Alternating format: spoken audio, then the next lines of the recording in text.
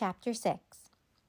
Mrs. Clifton from Room 5 came running up the front desk at the crack of dawn in her pajamas. She banged on the window. "Open up! I need to speak to the manager." My parents and I jumped out of bed and buzzed her in. "What's wrong?" "I got a wake-up call for no reason at 6 a.m. That's why." "That darn phone system. It must have mixed up waking up Mr. Stein in Room 6 at 5 a.m. with Mrs. Clifton in Room 5 at 6 a.m.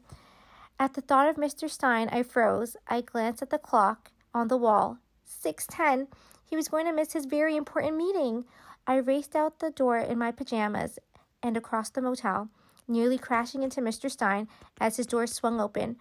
Mr. Stein stepped out of his room in his robe, squinting at the sun. "What time is it?" he asked. I swallowed hard. We had to give both Mr. Stein and Mrs. Clifton refunds that day. As I handed back the dollar bills I worked so hard to collect, my dad put his hand on my back while I fought back tears in my eyes. It brought me straight back to Mrs. Fletcher's class last year. Mrs. Fletcher was my 4th grade teacher at my last school, and every week she gave us a spelling quiz. Whoever got all the words right got to hold this special notebook for the day. The cover was rubber, and it looked like it smelled like a giant bar of chocolate.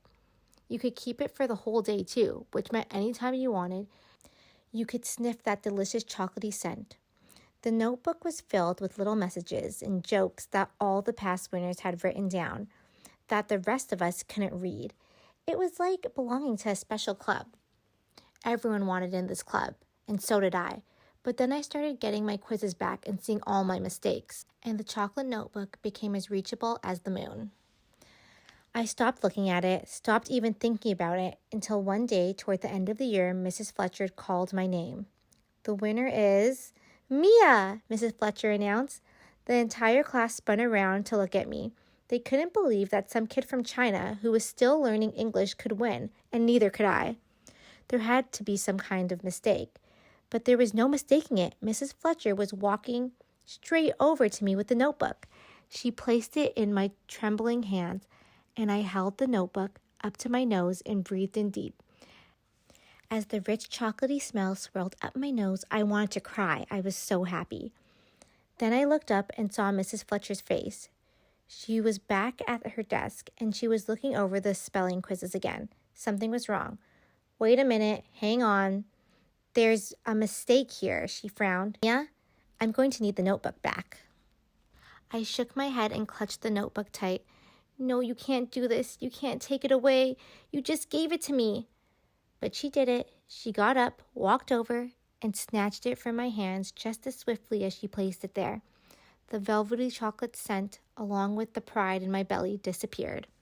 That's what giving Mr. Stein and Mrs. Clifton back their money felt like that day.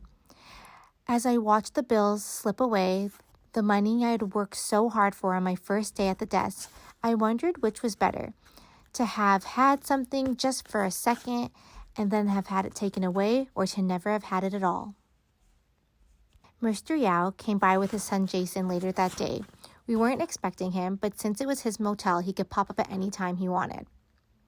Jason and I sat in the front office while our parents talked in the living room. While he fiddled with the keys, I tried to make conversation. "So, I checked a bunch of customers in yesterday," I said. He barely looked up. He wasn't much of a talker. "And it went super well," I said cheerfully. I left out the part about Mr. Stein and Mrs. Clifton. He didn't need to know about that. In the next room, our parents' voices grew louder. "That's not what we agreed to," I heard my mom say. "Says right there in the contract, terms may change from time to time," Mr. Yao replied. Jason and I looked at each other, and we both ran to the living room door. "But it's only been 2 days. You said we could have $5 a customer," my mom said. "Those were your words." "I said $5 a customer, not including the first 10 and the weeklies." I jumped to my mother's defense. "You didn't," I said. "You said $5 a customer. You never said anything about the first 10 or the weeklies." "No," I heard him say it, Jason insisted.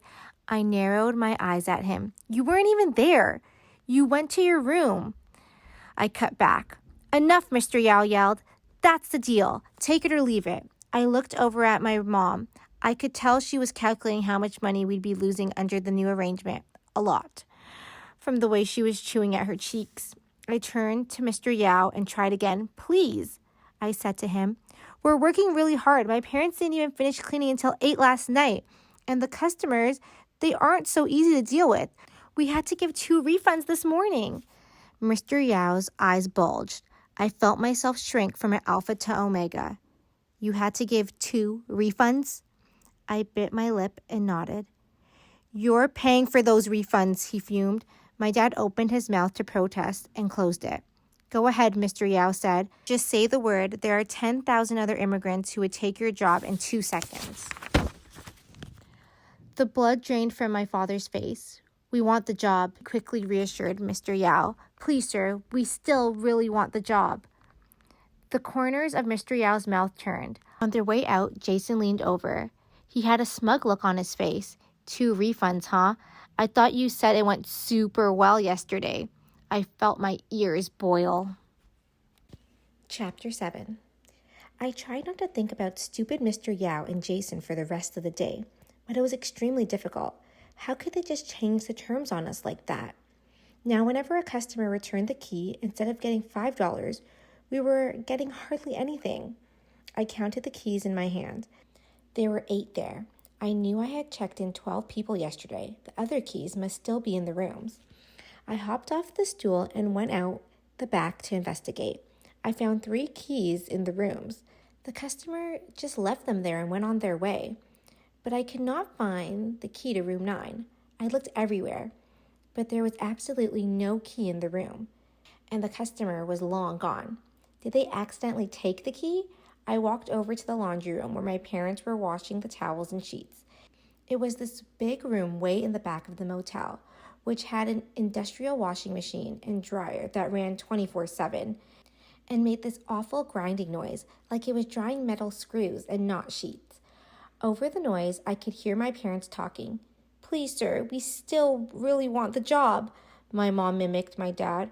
Why didn't you just kneel before him? Fine, you want to quit? Let's quit, my dad said. Let's call him right now and quit. You know we can't quit, my mom said. Mia's starting school tomorrow. At the sound of my name, I thought about turning around and leaving. I hated hearing my parents argue. They hadn't really done it in China, but ever since we came to America, it was getting harder and harder to avoid. I cleared my throat. Hey, Mom. Hey, Dad. Mia, my dad said, spinning around. He tried to look all happy, like he hadn't just been fighting. We were just talking, he said. I wanted to say to them, it's okay, you argue sometimes, I get it. Room 9 left, but he didn't leave his key, I told them. What should I do? So wait, there's no key? Well, there's a master key, I reminded them, but I can't give that out. All right, let me see what we can do, my mom said. My mom followed me out of the laundry room. We got to the back of the front desk. We opened all the cabinets. We eventually found a white box buried in the back of the drawer with the words official spare keys in permanent marker. My mom took the box out and opened it. Sure enough, there were 30 official spare keys inside, 1 for each room. Here's the one for room 9, I said, picking it up and clutching it in my hand. Great, my mom said. I was about to hang the key on its little hook next to all the other keys when it occurred to me, we couldn't give this key out. This was our only spare key. What if someone took it? My mom sighed. We have no choice but to call Mr. Yao. As my mom explained the situation to him over the phone, I tried to squeeze in next to hear her. What's he saying? I asked, but my mom just shook her head. I went over to the room and picked up the extension just in time to hear Mr. Yao exclaim, What kind of idiot doesn't charge a deposit on the key? That would be me. For the record, I didn't charge a deposit on the key because, well, who charged a deposit on keys? Deposits were for renting bikes and cars. Why would anyone want to steal a key? Mr. Yao told my mom we had to make a new key with the machine under the front desk. My mom and I knelt down to look for it. We finally found it way in the back. It wasn't actually much of a machine, more like an assortment of blank keys, needles, pins, and files with big metal thing on them to keep the key in place when you worked on it. Leave it, my mom said. After I finish cleaning all the rooms, I'll make the key. Until then, don't touch it, okay? Do not try to make it. I nodded and waited until she went out in the back. Any adult who says those words, "don't touch it," to a kid should know it's an open invitation to touch it. I accepted my mom's invitation and picked up one of the blank keys, holding it up to the spare room 9 key. With all the little ridges and valleys, I wondered, were we supposed to file the ridges and valleys? Was that how this worked? I gently ran the file against the blank key. To my surprise, it made a little dent. I ran the file again and another dent. Hey, this wasn't so bad. I didn't even need the metal thing to clamp it down. I could just do it by holding the key, and I filed and filed. With each new dent, I sang, "Look at me, I'm making a key." I was having so much fun that I forgot to look at where I was filing and accidentally filed my finger. "Ow!" I cried. I dropped the file and the key, and I held up my throbbing finger. The skin of my index finger had been rubbed raw, and it was bleeding. I ran to the bathroom to get a Band-Aid, but there weren't any, so I took some toilet paper and wrapped it around my finger. The toilet paper turned bright red in seconds. I grabbed more toilet paper and held it to the wound, even though it hurt like crazy. Eventually, the bleeding stopped. I wrapped the toilet paper and Scotch tape around and around. With my tiny mummy finger all set, I sat back down to the front desk and glanced at the unfinished key. I should have stopped right there. I should have put the key away and waited for my mom. That would have been the sensible thing to do. But I had this thing where if I started something, I had to finish it, and it doesn't matter what it was, books, Chinese chess, or the last strawberry on the candied skewers I used to eat back home. But when I started something, I finished it. And so I picked up the blank key again with my gigantic finger held high out of the way, and I started filing. 10 minutes later, I was done. It wasn't perfect, I'll admit it, and it wasn't pretty by any standards.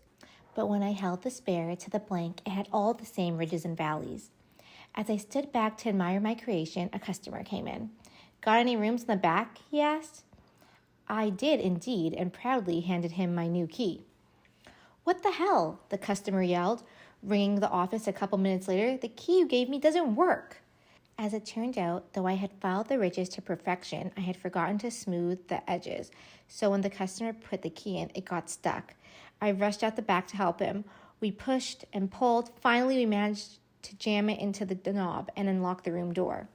When the customer laid his eyes on the room, his face fell. "This is a lot smaller than what I was expecting," he said. I looked around the room. There was a bed, dresser, television, small table, and chair. It was modest, sure, but what else did he need? "Why don't you get settled in and I'll come back in 10 minutes and I'll give you a new key," I asked. Mr. Lewis looked like he still wasn't sure about the room and the whole stuck key thing, so I threw in, "And I'll bring you a free soda. How's that?" He perked up and said, "Okay." As I walked back to the front desk, I shook my head. Why was it that everything in America had to do with money? People wouldn't give you your key unless you charged them a deposit. They'd hold a simple mistake over your head unless you gave them a free soda. At my old school in China, there was this kind elderly man who lived near the building. Every day, he'd give me a popsicle on my way home in exchange for telling him what I learned in school that day. That was it. No money, no credit cards, just, "Hey, how was school?" I sighed. I missed Popsicle Grandpa. There was no one like that here. Here, everything had a price, even kindness. No sooner had I gotten back to the front office than Mr. Lewis called me back to his room. Come back right now," he said on the phone. From the urgency in his voice, I thought it was a real emergency. Had the smoke alarm gone off? Did the television explode? I rushed back to room 9 and found Mr. Lewis standing in the bathroom, staring at the trash can. "Do you see that?" he asked, pointing at the small plastic trash can under the sink in the bathroom. I stared into the black bin. I couldn't see anything. "See what?" "That!" he shouted. He picked up the trash can and shoved it in my face. I squinted into the darkness and saw what appeared to be a single long string. It looked like dental floss. "You see it?" Mr. Lewis asked. "Yes, I see it now." "This room has not been properly cleaned," Mr. Lewis said. "I assure you it has. Clearly it hasn't, or we wouldn't be having this conversation. I would like another room, a bigger room. Sir, all our rooms are the same size." Mr. Lewis crossed his arms and said, "I don't believe you. I would like you to open every single room and I will pick one for myself." That's when I lost it. Maybe it was my throbbing finger, or the 2 refunds, or Mr. Yao changing the deal, but I just couldn't control myself. Sir, that's ridiculous. You can't pick your own room. This isn't a salad bar. As soon as I said the words, I knew I'd gone too far, but it was too late to snatch them back. Well, Mr. Lewis said, fuming, if that's the way it's going to be, then I would like a refund. No. Please, Mr. Lewis, I pleaded with him. I'm sorry. I shouldn't have said that thing about the salad bar. I don't know why I said that. I squeezed my eyes shut and confessed. I've never actually been to a salad bar. I've only seen them on TV. Mr. Lewis looked shocked. You've never been to a salad bar? I shook my head. His eyes softened. Why are you doing this? He asked me. Shouldn't you be playing? I looked away from him. Why were Americans always asking kids to go out and play? In China, kids almost never played.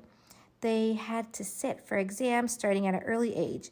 Except for family get-togethers, every minute after school was packed with homework, drilling, revision, and dedication. When I went to the 1st grade in China, I got only 2 minutes a day to play. That's literally what it said on the schedule I made for myself. 5 to 5:02, play.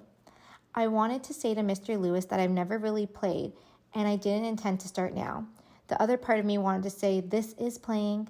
I got to run a motel. Was there any better way to play? In the end, I simply said, I like my job very much. Mr. Lewis looked slightly embarrassed and said, of course you do. I'm sorry. He looked around the room once more. You know what? This will do just fine, he said. Really? I asked. I could not believe my ears. And I'm sorry I gave you such a hard time. Here, let me empty that for you, I said, taking the trash can from his hands. I went outside, quickly emptied the can in the dumpster, and placed it back into Mr. Lewis's bathroom. Is there anything else I can do to make your stay more pleasant? I asked him. Mr. Lewis thought for a second. Then he held up a finger and announced, pillows. Pillows? Yes, I need 4 pillows, 2 under my head, 1 for between my legs, and 1 to hug. I smiled. Done. Chapter 8. Who knew that something so basic, pillows, can make someone so happy? After getting Mr. Lewis his pillows and a new key, I went back to the front desk and cut up a bunch of blank cards. I had decided to make customer feedback cards. This way, every customer could let us know exactly what they wanted. Whether it was extra pillows or extra toilet paper, I put the cards out at the front desk. The next morning, Mr. Lewis took one of the customer feedback cards and scribbled away. For a long while, I sat and stared at his card, afraid to turn it over. Even though he had been nice to me in the end, I still worried about what it might say. When I finally did turn it over, I braced myself for picky comments regarding the cleanliness of our room or the softness of our pillows. Never in a million years did I expect to hear this message. Helpful staff. There was no greater feeling in the world than reading those words. A smile stretched across my face as I got ready for school. I decided to wear my blue and red shirt and polka dot leggings on my first day. When I was all set, I said goodbye to my parents, carried my backpack down the 4 blocks on Meadow Lane. Unlike Coast Boulevard, which was busy and chaotic, Meadow Lane was lined with houses, with green lawns and mailboxes, with little red flags. Still, there were signs that this wasn't completely a nice neighborhood, like metal bars on some of the windows and bikes left outside with only the frame left and no wheels.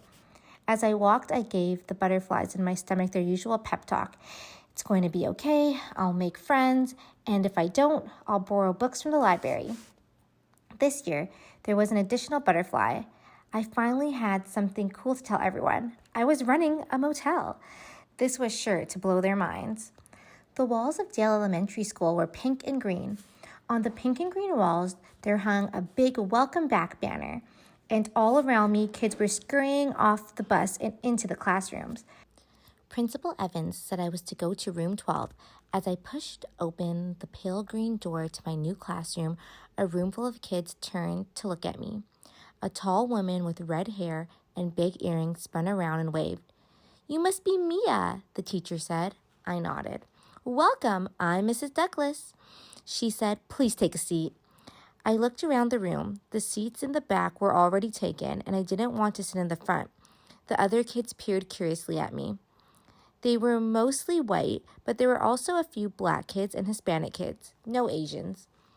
I took a seat in the middle of the room next to the empty desk and a poster on the wall that said, "Wanted, children who love reading."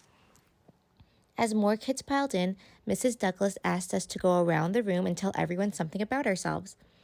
"Doesn't have to be big," she said, "just something interesting." "Can it be weird?" someone asked. Mrs. Douglas' eyes opened wide. "I love weird," she exclaimed. We went in alphabetical order, so Alan Adelman had to go first. I watched as he agonized over something sufficiently weird. He finally went with, "I collect things." "What kind of things?" the other kids asked. "Rocks, keychains," he said. My new classmates yawned. Not weird. "Bottle caps, postcards too." Still not weird. "And fingernails," Alan quickly added. "All my old clippings." Whoops, too weird. Alan immediately put his hand over his mouth, but it was too late. The other kids stared at him like he was a crow. Alan shriveled under their gaze. Next came Bethany Brett, who looked like she had about 15-something specials about her and couldn't wait to get started. She told us about her golf game and how she went to this fancy ice skating camp this summer. "Now I can do jumps and twirls and everything," she bragged. Mrs. Douglas beamed at her, clapping her hands widely, and we all knew who was going to be the teacher's pet this year. When it was my turn, I took a deep breath. Here goes. "Hi, I'm Mia. I live and work in a..." I was about to say motel when the door swung open. "Sorry I'm late," a voice boomed. I turned around, and walking through the door with his shirt half tucked in his pants, looking like he just woke up, was Jason Yao. "So, Mia, what were you going to say?" Mrs. Douglas asked. "Nothing," I muttered. I couldn't believe it. What were the chances of Jason being in the same school, let alone the same class as me? Not only was Jason here, but because he was late, he had to take the only empty desk, which was left right next to me. Great. "You were about to tell us something. You live and work in a..." Jason shot me a look. "Don't you dare look." Heat rushed to my cheeks and to Jason's. Why didn't he want the others to know? "Nothing, just a normal house," I quickly lied, "with a dog." "What kind of dog?" The other kids were curious. "A golden retriever." It was the only type of dog I knew. "What color?" Golden?" I tried. The other kids nodded, satisfied with this information. I let out a sigh of relief as Mrs. Douglas moved on to the next person. While my least favorite person in the world sat in his seat glaring at me, Jason marched up to me at recess. "Let's make one thing clear," Jason said. "You don't know me and I don't know you. Got it?" "Whatever," I said. Jason turned and walked away. "What was that all about? Was he bothering you?" someone asked. It was a girl from my class who had walked over. Guadalupe Garcia, I think her name was, or Lupe for short. "No," I quickly said. Lupe looked like she didn't believe me. "A little," I admitted. "Jason can be so annoying," she said, shaking her head. I smiled. "Hey, what happened to your fingers?" Lupe asked, pointing. I'd taken the toilet paper off and replaced it with a proper Band-Aid my mom gave me, along with an earful on how I should have waited for her. "Nothing," I said, hiding the wound with my thumb. "So, you have a golden retriever?" Lupe asked. I nodded slowly. Lupe smiled. "Me too." Lupe went on to tell me that on top of a golden retriever, she had 2 other dogs, a pug and a Shiba Inu. Shibas are the hardest to train because they're so smart, she informed me. I nodded politely and concurred that training was very important. She asked me what my dog's name was, and I blurted out Sanjay because I was still thinking about Jason, and Sanjay was Jason flipped around. It just came out. "Sanjay, really?" Lupe said. "That's an unusual name." I quickly tried to change the subject. "So, what'd you do this summer?" I asked. Lupe told me all about her awesome summer and how her parents bought her this giant trampoline. It was in her backyard and she recently did a flip, but her dad wasn't there to see it because he had to go on a business trip. I couldn't stop staring at her, this girl with a house, a trampoline, and 3 dogs. She sounded so normal. She asked me if I had a trampoline. "No," I said. Then my face brightened. "But I have a pool." "A pool?" she gasped. Her eyes opened wide. "That's amazing." "It's pretty amazing," I told her. I didn't tell her the part about how I wasn't allowed to go in it. just look at it. Toward the end of recess, I left Lupe to go check out the library. She wanted to come with me, but I told her I only had 5 minutes.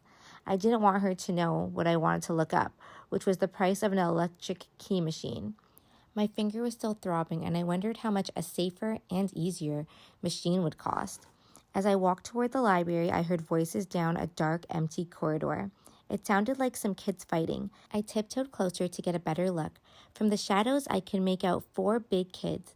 They looked like 6th graders, and they were huddled around another kid. My breath stopped short when I saw who the kid in the middle was. It was Jason. "Take that, Chinese doughboy," the 6th graders taunted him. One of them had his hand on Jason's arm and was twisting it, while the other boy was holding Jason's back. "Ow," Jason cried. "That's what you get for being a know-it-all," the 6th grader said. Jason howled as they twisted his arm even harder. "Stop," I yelled. The boy spun around and froze. One of the 6th graders smirked. "Look, Chinese doughboy has a girlfriend," he exclaimed. My cheeks turned bright red. "I'm not his girlfriend," I shot back. "I'm not even his friend." Just then, a teacher started walking over. "Hey, what's going on?" he hollered. "Shoot," the 6th graders yelled. Quickly, they let go of Jason and scrambled out of there. After the 6th graders ran away, Jason and I walked silently back to class. I kept looking over at his bruise developing on his arm. I wanted to ask him if he was okay, but then I thought about all the horrible things he and his dad said the day before, and I didn't. Chapter 9. I walked home by myself after school, looking over my shoulder as I made the crossing from Meadow Lane onto Coast Boulevard. It was like crossing over into a different world. Back to the motel, I dashed to find my parents to tell them the news that Jason Yao was in my class, but it turned out they had other problems to worry about. The washing machine in the laundry room was busted. There was water everywhere, and my dad had foam up to his knees. "Quick," he said, pointing to a bucket, "hand me that." I gave him the bucket. It filled in a matter of seconds, and I dragged it out of the laundry room to the parking lot, watching as the murky water spilled onto the ground like a tidal wave. As soon as it emptied, I took it back to the laundry room, fill and spill, fill and spill. When the last of the water was emptied and the laundry room was all wiped down, my parents got on the phone with Mr. Yao. I picked up the receiver in my room so I could listen in. "What now?" Mr. Yao barked. "I'm terribly sorry, but we're going to need a new washing machine," my dad said. "What did you do? Did you break it?" Mr. Yao asked, annoyed. "You idiot." "He's not an idiot," I yelled into the phone. "Mia, get off the phone," my dad said. I said okay and put the phone down on the table for a second, then very quietly picked it back up. "You're paying for it, and guess what? They're not cheap," Mr. Yao said. "Mr. Yao, please be reasonable," my dad pleaded. "I didn't break it. I just got there. I barely even touched it." "Well, you must have done something because it's broken. And if you want a new washing machine, you're going to have to pay for it," Mr. Yao said before slamming down the phone. My mother was so furious after the call, she was shaking. "That man," she shrieked. But no matter how mad she got, there was no avoiding the fact that we had to get a new washer. Mr. Yao had told my dad right before he got off the phone that it would take several days before it could be delivered. My dad paced back and forth in the living room trying to figure out how we were supposed to live without a washing machine for so long. Every day, the tower of dirty towels for customers was as tall as me. "Maybe we could send it out," my dad said, thinking out loud, then quickly shook his head when he thought about how much that would cost. And who would be paying for it? Certainly not Mr. Tightwad. "What if we told people not to use so many towels?" I suggested. Again, my dad shook his head. "We're a motel. We have to have towels," he said with a sigh. He turned to my mom and said, "We're just going to have to wash them all by hand." My mom groaned on top of all the other things they had to clean. It didn't take long before the laundry room was teeming with towels. There were piles and piles of them, sitting in buckets, on the floor, hanging on the door. Every time I walked by the laundry room, there seemed to be more and more of them. Like the towels were meeting each other in the laundry room, getting married, and having babies. I knew I had to do something, so I went around to all the weeklies and explained the situation. They were all very sympathetic. They vowed to limit their towel usage to 1 towel a day until the new washer arrived. "Thanks so much for understanding," I said to Hank. He and Billy Bob were in Hank's room cooking hamburgers on Hank's hot plate. Not a problem, Hank said, throwing patties onto the pan. They didn't have enough ground beef, so Hank was taking a bunch of saltines and mushing them up. Then he added the ground up cracker crumbs to his ground beef. I watched as he shaped the crumbly ground beef mixture expertly into more patties. Wow, it looks just like a real hamburger, I said to Hank. Oh, sure, it tastes like one too, he said, handing me a cooked one. Gingerly, I lifted the saltine burger to my mouth and took a bite. He was right. It tasted just like the real thing, only crunchier. I devoured the burger. I'm sure you guys have to pay for the new washer, Hank said, as he threw more patties onto the sizzling pan. Typical Mr. Yao, squeezing us for every last penny. He handed me another saltine burger. As I chewed, I thought about how nice it was that Hank lumped us together with the weeklies rather than Mr. Yao. Despite all of our efforts, the mountain of towels continued to grow at an alarming rate. There wasn't enough time to wash all of them by hand every night. That Sunday, I promised to help my dad knock out a bunch of them. We put them into buckets, filling the buckets with water and dumping in laundry detergent. Then we sat down and scrubbed them by hand until our fingers turned into raisins. Even then, there were still dozens of dirty towels left, so many in fact that we soon ran out of buckets. We're going to have to go over to the Home Depot and buy more buckets, my dad said, shaking his head. Buckets were $4.99 each. That was more than a Big Mac cost, and we couldn't even afford those. But I had an idea. I grabbed as many of the rest of the dirty towels as I could and ran toward one of the empty guest rooms. Follow me, I said to my dad. I headed straight for the bathroom, where I dumped the dirty towels in the bathtub and ran the water and sprinkled the laundry detergent. But how are we going to scrub them? My dad asked. I grinned at him as I started rolling up my pants. As soon as my dad saw that, he smiled and started rolling his up too. We jumped into the tub together, the water sloshing and splashing as the wet towels tickled our toes. We made so much noise jumping and screaming and laughing that my mom had to come see what was going on. What are you guys doing? She asked. We froze when we saw her, bracing for a lecture. But when I peeked at her face, I didn't find a frown. Scoot over, she said. My mom started rolling up her pants. That afternoon, my parents and I hopped and hopped and hopped, laughing so hard, we soon forgot that we were washing towels.